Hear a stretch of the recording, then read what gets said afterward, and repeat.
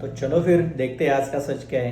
भाई heart attack इतना बढ़ रहा है कि पूछ लो कि यंग यंग लड़कों को भी हार्ट अटैक आ रहा है, और कैंसर कैंसर तो बढ़े ही जा रहा है। डायबिटीज़ का देखा आपने, इंडिया में सबसे ज़्यादा पेशेंट्स हैं, और ऊपर से यंगस्टर में भी डायबिटीज़ हो रहा है।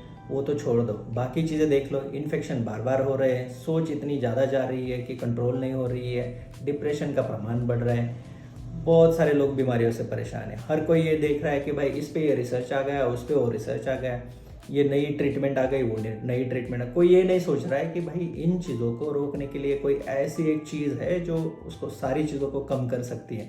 हाँ बिल्कुल है, ऐसी एक चीज़ है जो बिल्कुल फ्री में मिलती है पर कोई करना नहीं चाहता, और वो चीज़ है एक्सरसाइज। आप हर दिन अगर एक्सरसाइज कर लेते हो तो इन सारी चीज़ों का प्रमाण बिल्कुल कम हो जाता है। जो कोई करना नहीं चाहता, ये बहुत बुरी बात है। कर रहा हूँ तो मैंने भी अभी एआई में जाके थोड़े से स्टैटिस्टिक्स ढूंढ लिए कि भाई सच में एक्सरसाइज हेल्प करती है क्या। तो देख लो, कुछ एक ऐसे रिजल्ट आए, जैसे मान लो अगर कार्डियक डिसीज़ है या हार्ट फेलियर, उसका प्रमाण 30 से 40% से कम कर देता है। कैंसर का वो भी 40% से कम कर रहा है। फ्रैक्चर्स वो भी 25-30% से कम रहा है। रिकरेंट इन्फेक्शन उसमें भी सुधार आ रहा है। अगर एक्सरसाइज करने वाले लोगों को पूछा तो मोर देन 60-70% लोग ये बोल रहे हैं कि उनके स्लीप में इंप्रूवमेंट आया है, उनके मूड में इंप्रूवमेंट आया है। कई सारे लोग हैं कि जो बता रहे हैं कि उनके डिप्रेशन में इंप्रूवमेंट आया है, बार बार विचार आ रहे हैं उसको कंट्रोल करने में इंप्रूवमेंट आ रहा है, उनका हेल्थ इंप्रूव हो रहा है। बहुत सारे पेशेंट्स हैं जिनको इरेक्टाइल डिस्फंक्शन था, जो ट्रीटमेंट से ठीक नहीं हो रहा था, और वो एक्सरसाइज से ठीक हो रहा है। ऑब्वियसली होगा, उससे ब्लड फ्लो बढ़ जाता है, स्टैमिना बढ़ जाता है, कॉन्फिडेंस बढ़ जाता है। बहुत सारी चीज़ें हैं कि जो हेल्प कर देती है। इतना सब कुछ होने के बाद भी हम एक्सरसाइज नहीं करते, ये स्टैटिस्टिक्स मेरी नहीं है, ये इंटरनेट पे अवेलेबल है, आप खुद देख सकते हो एक्सरसाइज के कितने सारे बेनिफिट्स हैं। फिर भी हम एक्सरसाइज करने के लिए नहीं निकल रहे हैं। मुझे लगा कि इतने सारे बेनिफिट होने के बावजूद भी लोग एक्सरसाइज नहीं कर रहे हैं, तो कुछ तो रीज़न होगा यार। तो इसलिए मैंने थोड़ा सा ढूंढ लिया कि लोगों में क्या रीजंस है जिसकी वजह से लोग एक्सरसाइज नहीं करते। तो सबसे पहला रीज़न मिला, कई सारे लोगों ने बोल दिया कि यार टाइम नहीं मिलता। सच में टाइम नहीं मिलता। जिसको जिसको भी ये लगता है कि टाइम नहीं मिलता, वो एक बार जाके देख ले इंटरनेट पे कि इंडियन अडल्ट का एवरेज स्क्रीन टाइम 6.5 से 7.5 घंटे है। मुझे लगता है यार अपने मोबाइल से 1 घंटा खुद के लिए चुरा लो, बस इतना ही काफ़ी है आपकी हेल्थ को ठीक करने के लिए। चलो, तो दूसरा रीज़न देखा। दूसरा रीज़न ये था कि यार हमने शुरू तो कर लिया था पर उसमें कंटिन्यूटी नहीं हुई, बीच में ही बंद हो गया और उसके बाद जाना छोड़ दिया। तो ये बंद क्यों होता है? बंद होने के लिए मैंने कुछ रीजंस ढूंढे। तो मुझे पता चला कि पहली चीज़ तो ये है कि जब शुरू करते हैं लोग, ग्रुप में शुरू करते हैं या किसी दोस्त के साथ एक्सरसाइज करना शुरू कर देते हैं, कुछ दिनों के बाद वो दोस्त बोलता है यार मैं थोड़ा बिजी हूँ, 2 दिन नहीं आ पाऊंगा, तो आप भी जाना बंद कर देते हो। तो एक्सरसाइज आप किसके लिए कर रहे हो? अपने दोस्त के लिए कर रहे हो या खुद के लिए कर रहे हो? अगर खुद के लिए कर रहे हो तो आपको खुद को एक बार डिसिप्लिन लाना बहुत ज़रूरी है। देखो, इंटरेस्ट तो तब क्रिएट होगा ना जब आप डिसिप्लिन में रहोगे। कुछ एक दिन के लिए डिसिप्लिन के साथ 2 महीने 3 महीने आप एक्सरसाइज कर लो, जितनी पॉसिबल है उतनी ही कर लो। कोई ज़रूरी नहीं है किसी जिम में जाके लोगों के डोले शोले देख के डिसअपॉइंट होने की ज़रूरत नहीं है, या किसी ग्राउंड पे जाके किसी एथलीट को भागते हुए देख के डिसअपॉइंट होने की ज़रूरत नहीं है। भाई उनका मकसद अलग है, वो अलग चीज़ के लिए प्रिपेयर कर रहे हो, आप अलग चीज़ के लिए प्रिपेयर कर रहे हो। आपको कहीं बॉडी शो में थोड़ी जाना है, आपको थोड़ी एथलीट की तरह दौड़ना है, आपको तो ये देखना है कि आपकी बॉडी फिट कैसे हो जाए। तो उस हिसाब से आप प्लान कर लो। हो सकता है कि शुरू शुरू में एक्सरसाइज की चीज़ें पता ना चले, हो सकता है बॉडी पेन करे, अपर बॉडी पेन कर रहे हैं लोअर बॉडी की एक्सरसाइज कर लो, लोअर बॉडी पेन करे अपर बॉडी की कर दो।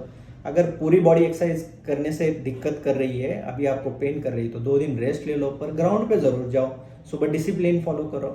इससे होगा ये कि आपकी शुरुआत हो जाएगी। तो आपको किसी चीज़ से डिसअपॉइंट होने की ज़रूरत नहीं है, बहुत ज़्यादा एक्सपेक्टेशंस रखने की ज़रूरत नहीं है। आपको सिर्फ एक ही चीज़ करनी है, डिसिप्लिन से एक्सरसाइज करने के लिए जाना है। धीरे धीरे उसका नॉलेज भी आ जाता है और धीरे धीरे बॉडी अडाप्ट भी हो जाती है। अब देख लो, तीसरी प्रॉब्लम तो बड़ी इंटरेस्टिंग है। यार वो सब लोग बोलते हैं कि एक्सरसाइज तो करनी है, पर एक्सरसाइज कौन सी करे, क्या ज्वाइन करे, योगा करे, ग्राउंड पे जाए, जिम पे जाए, स्विमिंग करे, साइकिलिंग करे, करना क्या चाहिए, सबसे ज़्यादा बेनिफिट कौन सी एक्सरसाइज देती है? तो मैं आपको बता देता हूँ, एक्सरसाइज चाहे कोई भी हो वो आपको बेनिफिट ही देगी। आपके इंटरेस्ट के हिसाब से आप एक्सरसाइज चूज कर सकते हो। ज़रूरी नहीं है कि आपने चूज़ की हुई एक्सरसाइज आपको बिल्कुल अच्छी लगे। हो सकता है महीने 2 महीने में ऐसा हो कि वो मुझे पसंद नहीं आ रही यार, मज़ा नहीं आ रहा है। कोई बात नहीं, उसको स्विच करो, कोई और एक्सरसाइज कर लो। इससे भी बेटर ये है कि अलग अलग तरह की एक्सरसाइज कर लो। हफ्ते में 2 दिन साइकिलिंग कर लो, 2 दिन स्विमिंग कर लो, 2 दिन जिमिंग कर लो।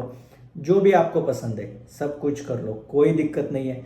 सिर्फ इतना ध्यान रखो कि कोई भी एक्सरसाइज करने के पहले वार्म अप के लिए 10-15 मिनट दे दो, और एक्सरसाइज खत्म होने के बाद फिर स्ट्रेचिंग के लिए 10-15 मिनट दे दो, जिससे आपके पेन नहीं होंगे, आपको कोई स्प्रेन नहीं आएगा, आपको कोई दिक्कत नहीं होगी। तो यही 2 रूल है जिसको फॉलो करना है। उसके बीच में आप जो भी एक्सरसाइज करते हो आपके लिए अच्छी ही है।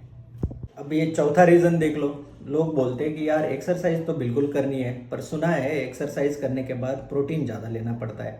अब प्रोटीन के डिब्बे खरीदने के लिए इतने पैसे हमारे पास है नहीं, पहले जिम के लिए पैसे दे दो, फिर प्रोटीन के लिए पैसे दे दो। भाई आप जिस तरह की एक्सरसाइज करने जा रहे हो और जहाँ से आपने शुरू किया है उस लेवल पे प्रोटीन की एक्स्ट्रा डिमांड नहीं होती है। आपके डाइट में अगर आप थोड़ा थोड़ा बदलाव करते हो तो भी उससे वो डिमांड कंप्लीट हो जाती है, अगर थोड़ी बहुत है भी तो।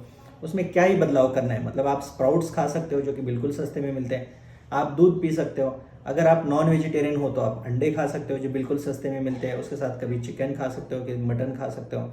डेली का जो डाइट है वो तो लेना ही लेना है, उसके साथ साथ ये चीज़ें अगर आप ऐड कर देते हो तो आपकी जितनी डेली रिक्वायरमेंट होती है प्रोटीन की वो कंप्लीट हो जाती है। बिल्कुल पहले दिन बड़ा बड़ा प्रोटीन का डिब्बा खरीद लिया, ये सप्लीमेंट खरीद लिए, उसमें पैसे लगा दिया और 2 दिन में एक्सरसाइज छोड़ दी, ये सब करने की ज़रूरत नहीं होती। और एक बात बताता हूँ, जब भी आप एक्सरसाइज शुरू कर देते हो तो शुरू के टाइम पे हो सकता है कुछ लोग ऐसे मिले कि जो आपको बता दे कि भाई प्रोटीन रिक्वायरमेंट तो तेरी कंप्लीट ही नहीं हो रही है, तो ये इतना लेना चाहिए उतना लेना चाहिए। मत सुनो यार, पहले शुरू कर दो, 1-2 महीने आप एक्सरसाइज कर लो, खुद ही आप आपका प्रोग्रेस देखोगे, रिक्वायरमेंट देखोगे, उसकी जानकारी आपको मिल जाएगी। उसके बाद चाहे तो आप कुछ एक सप्लीमेंट ले भी सकते हो अगर आप अफोर्ड करते हो। अदरवाइज ये सब कुछ करने की ज़रूरत नहीं है। आप सिर्फ इतना कर लो कि आपके डाइट में थोड़ा बहुत बदलाव कर दो, बस। चलो तो फिर दोस्तों, आप तैयारी कर लो, एक्सरसाइज के लिए शुरुआत कर लो। धीरे धीरे करके अपना स्टेमिना भी बढ़ जाएगा और आपका शरीर भी फिट हो जाएगा। बस शुरुआत करने की दूरी है, शुरू कर दो, उसको मेंटेन कर दो, डिसिप्लिन में रहो, धीरे धीरे इंटरेस्ट बिल्कुल बनेगा। अगर ज़रूरत पड़ती है, अगर ऐसा लगता है कि ये एक्सरसाइज अच्छी नहीं लग रही है, बिल्कुल स्विच करो, कोई टेंशन मत लो। अगर कभी ऐसा हुआ कि बॉडी पेन की वजह से 2 दिन का रेस्ट लेना पड़ा, बिल्कुल रेस्ट ले लो, थर्ड दिन तीसरे दिन फिर से उठ के फिर से एक्सरसाइज करने के लिए जाओ। डिसअपॉइंट मत हो यार, ये तो बिल्कुल उस तरह लाइफ इंश्योरेंस की तरह धीरे धीरे करके 1-1 घंटा बचा के अपने लिए अगर आप इन्वेस्ट करोगे, अपने हेल्थ के लिए इन्वेस्ट करोगे, तो आखिर में ये कई सारे साल आपको बिल्कुल अच्छे से हेल्दी क्वालिटी लाइफ दे देगा, इस पर कोई शक नहीं है।